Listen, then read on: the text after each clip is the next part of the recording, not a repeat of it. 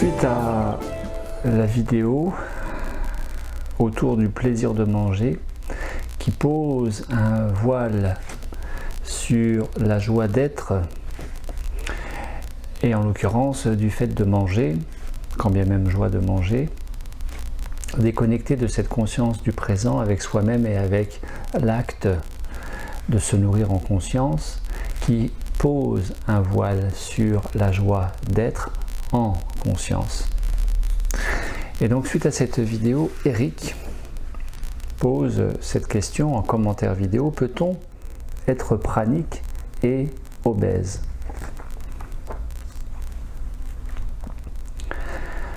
Alors, peut-on être pranique et obèse?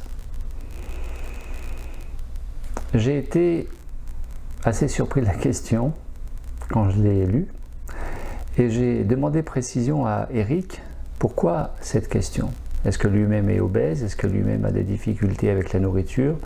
Finalement, pourquoi cette question qui me paraissait un petit peu décalée, en tout cas sûr et certain inattendue? Et lequel Eric m'a répondu: non, non, tout va bien, j'ai pas de souci avec la nourriture, je suis pas obèse, c'est juste une question par curiosité. Alors, est-il possible d'être pranique, donc d'être relayé en autonomie alimentaire par le prana et donc le champ quantique, au point de ne plus avoir besoin de manger, mais pour autant d'être bel et bien nourri par le champ quantique et en même temps d'être obèse? A priori,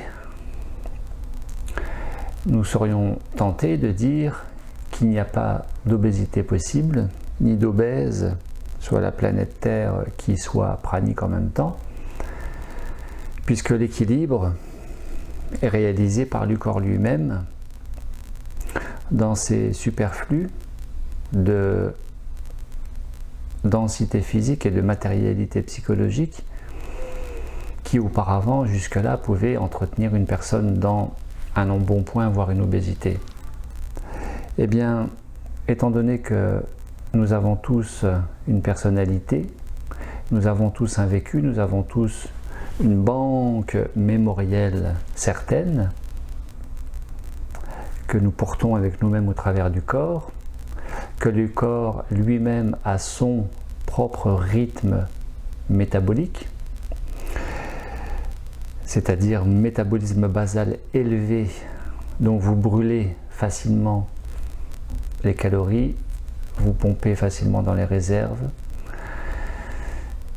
sur un même régime alimentaire, et d'autres ont un métabolisme basal lent, c'est-à-dire que à faible proportion alimentaire, c'est comme si ces personnes avaient tendance à prendre du poids facilement parce qu'elles brûlent lentement leurs calories, leurs réserves énergétiques, leur bol alimentaire. Donc il y a une certaine, entre guillemets, inégalité, voire injustice entre des individus dont vous faites peut-être partie et qui pouvaient manger, entre guillemets, tout et n'importe quoi, et vous pouvez manger beaucoup et vous ne prenez pas 1 kilo, et vous avez des individus qui mangent très peu et qui prennent facilement parce que c'est comme s'ils stockaient, qu'ils avaient du mal à éliminer ou à digérer ce qu'ils prenaient ou à brûler tout simplement les calories. Nous avons un morphotype, tous un morphotype, qui fait que dans la population générale de mangeurs, il y a les très maigres, maigres, très minces, minces, corpulence normale, enveloppée, embonpoint, obésité. Eh bien, dans la population pranique, connue en tout cas, j'ai envie de dire qu'il y a la même chose. Il y a des très maigres. Victor Trouviano était très maigre, ça va mieux maintenant avec les années. Il y a parmi les maigres ou très minces, il y a ce Walter Wormhauser, le yogi des Alpes qui apparaît dans le programme DVD Lumière, qui est pranique et qui est très mince. Et puis vous avez d'autres individus de sexe féminin ou masculin qui représentent la catégorie des gens de corpulence tout à fait normale. Et puis vous avez des gens enveloppés, avec un embonpoint. Et donc vous avez dans le DVD Lumière, vous avez cette Russe Zinaïda,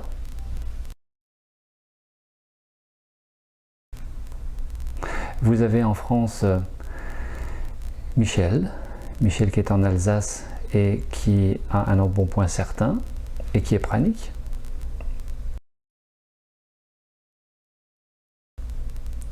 Et puis, libre à vous de faire votre opinion, mais vous avez dans la catégorie obésité Olga Podorovskaya, la Russe, qui pour les uns est très enveloppée, a un véritable embonpoint, pour d'autres peut-être diront qu'elle est déjà obèse.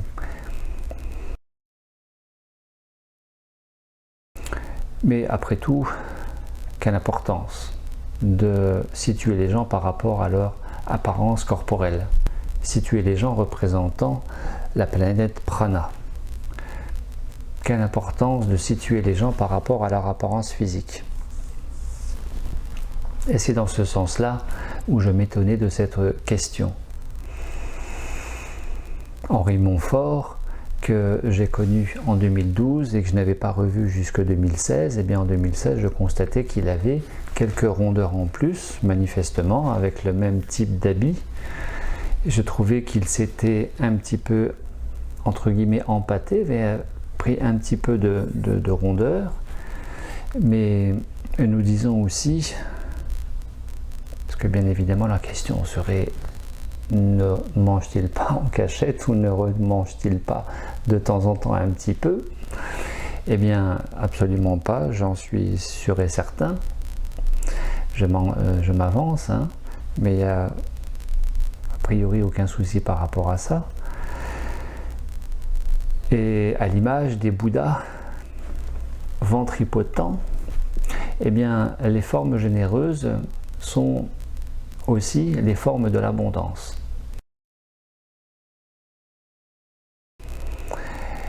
De l'insouciance, du bien vivre au présent et d'être nourri par l'abondance de la vie au présent et non pas par le bon coup de fourchette. Une fois encore, quelle importance de parler d'obésité possible chez le pranique. Le plaisir de manger occulte ou pose un voile sur la joie d'être. Eh bien, la question aurait pu être aussi, plutôt que de se porter sur la première partie de la phrase, le plaisir de manger, mais il aurait pu aussi se porter sur la joie d'être en question, c'est-à-dire la joie d'être en conscience et donc sur la conscience. Existerait-il de l'obésité en termes de conscience hypertrophiée chez les praniques? Voilà une question intéressante. Pourquoi le plus souvent maintenir un regard sur fond de dualité entre le possible et le pas possible par rapport au corps? Pourquoi ne pas aborder plus souvent les considérations de conscience, de présence, d'épanouissement au présent? Vous savez, c'est comme toutes les personnes qui font des pauses alimentaires conséquentes, qu'elles basculent ou pas praniques, sont exposées au regard extérieur, au regard de l'entourage, entourage personnel, familial, professionnel, et doivent gérer les critiques, les remarques qui ne sont pas forcément toujours agréables et aidantes dans le sens « mais alors qu'est-ce que tu as fait, t'as maigri, oh bah alors qu'est-ce que tu es en train de contacter comme maladie, ça va pas, il faut vraiment que tu prennes des forces, il faut que tu manges, là tu m'inquiètes, fais quelque chose, etc., etc. » Et donc les individus, les gens, focalisent le plus souvent sur l'apparence extérieure.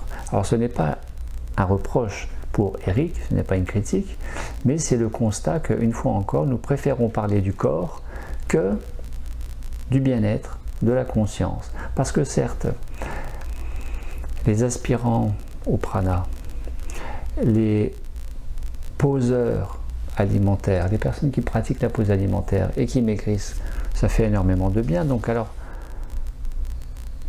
pourquoi ne pas poser cette question du comment tu te sens? Qu'est-ce que tu vis au travers de cette pause alimentaire, au travers de ces quelques kilos perdus?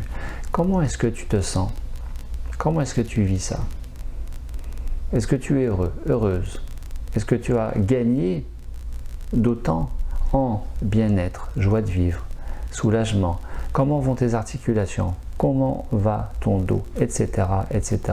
Qu'est-ce que le bilan sanguin et le médecin lui-même disent de ta démarche? Et médicalement, qu'est-ce qu'il a été constaté de ta démarche? Eh bien non. Nous focalisons et nous restons sur les considérations de l'image corporelle. Comme si c'était le plus important. En réalité, à partir du moment où la santé est maintenue, voire améliorée, et que la démarche de pause alimentaire des individus est sécurisée, et donc sécurisante pour eux-mêmes, que ça ne compromet pas leur équilibre et leur santé physique et psycho-émotionnelle, pourquoi ne pas se tourner un petit peu plus vers comment vas-tu? Comment ça se passe pour toi? Qu'est-ce que tu gagnes en perdant, en lâchant ces kilos? Qu'est-ce que tu gagnes? Etc. etc. etc.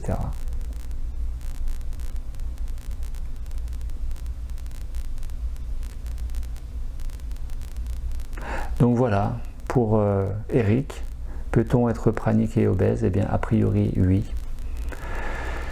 Ce que moi-même je ne pensais pas possible,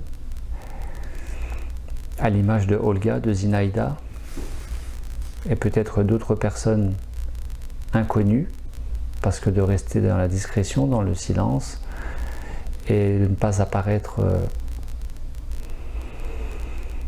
sur la planète Prana, médiatiquement parlant. Mais une fois encore, quelle est l'importance? Voilà. À bientôt. Au revoir.